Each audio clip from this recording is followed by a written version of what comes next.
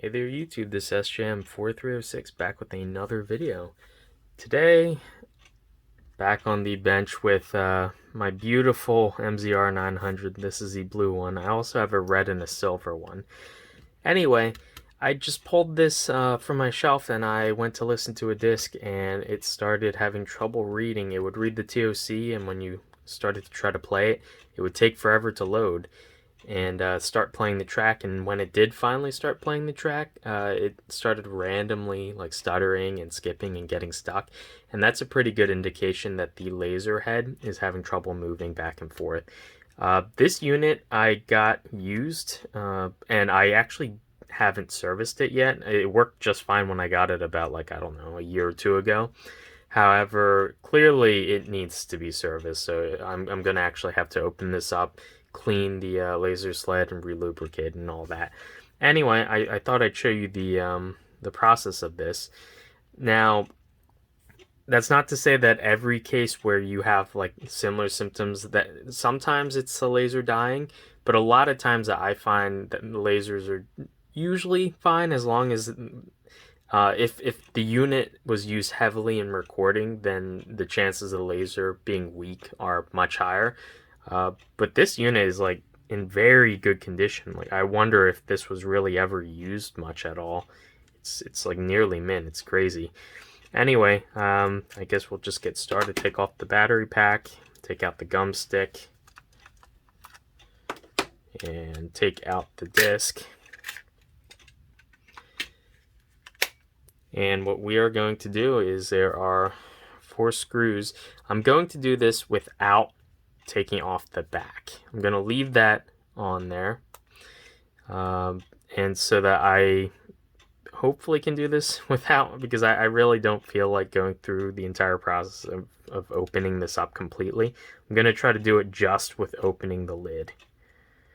So let's just get these 4 tiny little Phillips screws out, and I'll see you on the other side.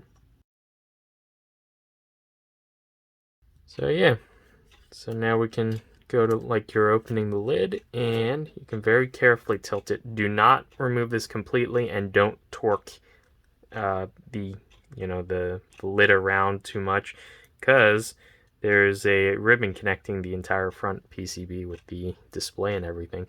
So what I'm going to do is just stick something here to prop that up, so that I'm not gonna put too much strain on that ribbon. Now we at least have access to kind of the laser mech. I can see, I'm gonna go down further and bring the camera in a little bit too. There we go. Okay. So I can see laser head. The worm screw does look actually a little dry. It looks clean, but a little dry. Now if I swing it around, let's see if I can see the other side. The rail, oh yeah, that's pretty bone dry. So sorry if it's kind of, lighting's a little bit meh. Yeah, you can see the rail right down there. That's where the laser rides on. And the worm screw is right there. You can see it's that serrated piece of metal there. And as that turns, the laser can move back and forth. This looks, I don't even see any lubrication actually. It looks pretty bone dry. And one of the symptoms I noticed while it was skipping, if I took it in my hand and I gave it a light tap in this direction, that would actually force the laser head, due to momentum and whatnot, it'd force the laser head out past whatever point it was sticking on, and then it would bring the laser forward again, and it would continue playing properly for a little while if I did that. So that was a pretty sure sign that it was basically the laser head was getting stuck as it was trying to move back and forth. Now what I'm going to actually do is try to get in here with some lubricant. All I have right now is white lithium grease. I have it in one of these canisters and with one of these straws. Do not just spray willy-nilly. I'm actually going to take like a little piece of plastic or something, spray it onto here, and then apply it using like a toothpick, so I can have a more controlled manner of application. let me get all that ready. Okay, so I have a little bit of white lithium grease here, just sprayed out. It's very bubbly. I just shook the can just to make sure it was mixed up. And it is very liquidy. I'm just going to take a little bit on the end here and just wipe it on the... You don't really need like a super lot, and you don't really need to cover the entire worm screw, the one that I'm doing right now.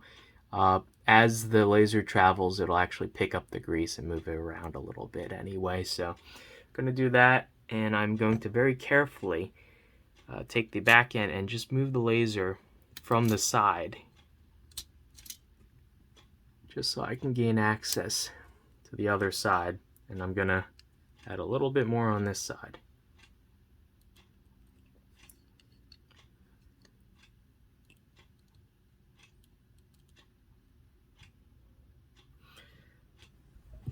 Now I'm gonna flip it around. Sorry if you can't see this very well. It's kind of really hard to get the right angles. Flip it around so I can see the other side, and do the same but on the metal rail.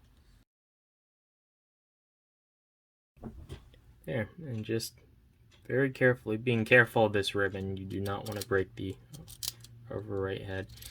Just gonna move it a little bit. And there, that should be good enough now.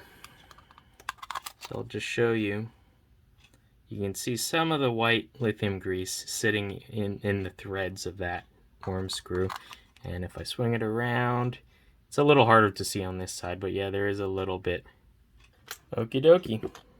So now we are probably good to go. I just added a little bit more right to kind of the interface point where the metal of the sled touches the rail. Anyway, I'm just going to, let's see. Let's just insert the battery. Hopefully there's some charge left in here. And let's see if I can get it to turn on, and I'll show you it moving the laser. Insert a disc.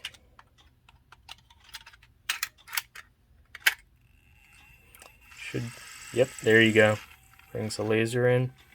See, it loads right away. Read the TOC.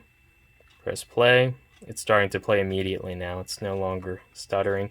Let's just skip a couple tracks.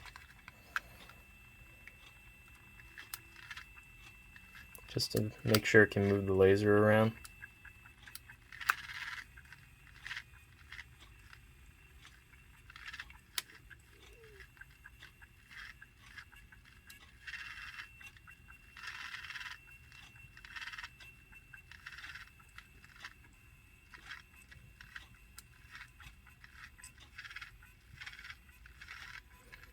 It seems to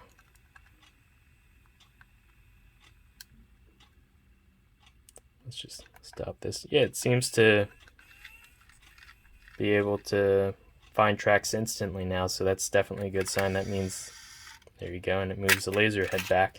So that means it's able to track properly, so the laser is working just fine. So it's just a matter of needing a little bit of lubrication. So let's just screw this back together and we'll be done. And this is something that you really should be doing.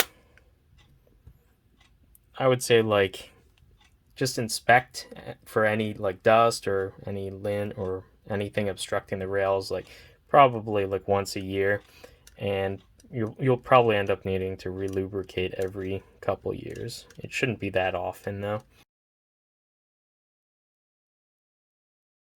And there you go. Let's just give it another test, this time with the lid shut.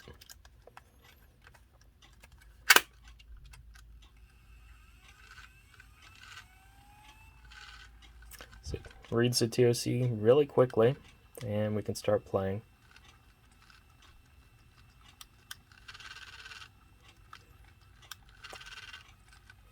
And actually, the sound of the laser sled motor is actually a little bit quieter. It was a little bit noisy before. This is better.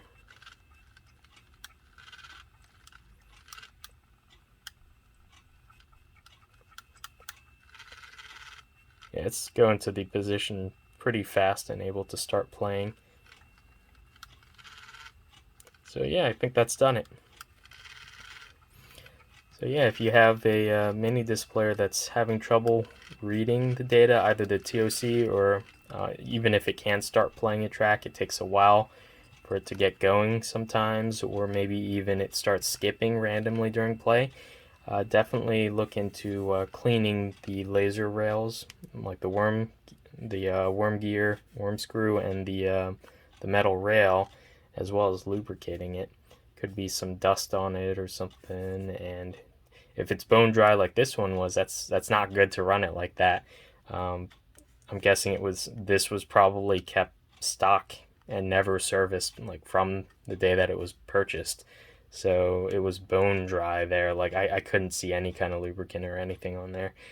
So there might be some argument to be made that white lithium grease probably isn't necessarily the right kind of lubricant to be used on this kind of stuff. You probably want to actually use something like a sewing oil or something, like the lubricants that they use for like sewing machines, something that's not super viscous.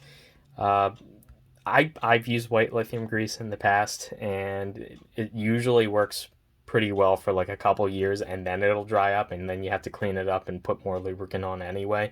But I haven't noticed any kind of damage that it'll cause, so it works just fine on all my machines. I have like 20 or 30 machines that I've lubricated in this exact manner, and they've been holding up just fine. So I know, yeah, hopefully you guys enjoyed the video, and hopefully this guy lasts for another like decade or so at least. I get some runtime out of this beauty. Anyway, I'll see you in the next one. Bye.